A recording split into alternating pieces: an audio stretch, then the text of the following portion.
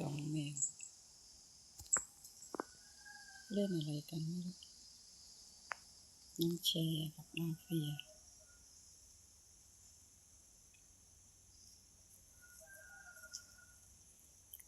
ยิงน้องก็เดินไปสามแมว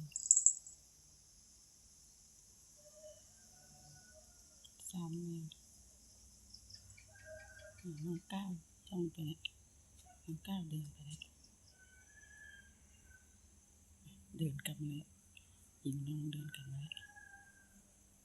น้องก้าวนางจะทำอะไรนางกระโดดนางกระโดดไปนู่นแล้วมาเฟียก็วิ่งตามนี่คุณยายนั่งอยู่ตรงนี้คุณยายนั่งอยู่ตรงนี้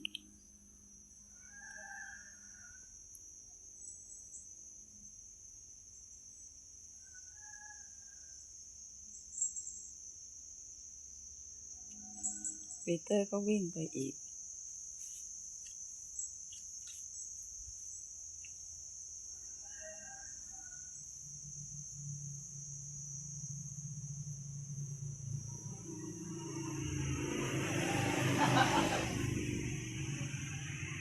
เสียงรถวิ่งผ่าน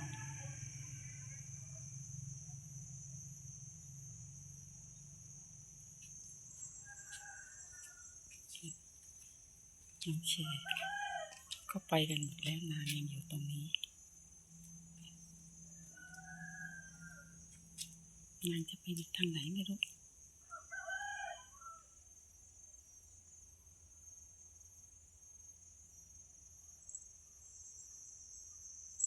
นางก็ตามพี่ๆไปอยู่ฝั่งข้างบ้านกันอีกแล้วเนี่ยมานอนอยู่นู่นวิ่งมาแล้วก็มานอนน้องเฟย์กับปีเตอร์น้องเฟย์กับปีเตอร์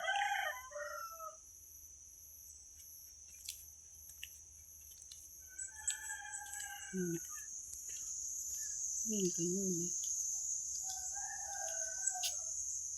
หญิงน้องวิ่งกลับมาเฟียมาเฟียมาเฟีย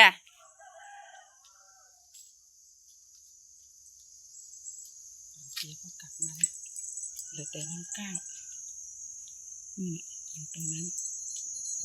นี่น้องก้าวมาแล้วเนี่ยนะวิ่งกันไปอยู่ตรงนี้5 แมว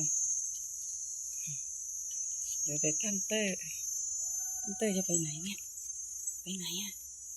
เตอร์ไปไหนอ่ะเตอร์เอาเตอร์ทำเรื่องแล้วสำหรับคลิปนี้ก็ขอจบคลิปเพียงเท่านี้ก่อนนะคะ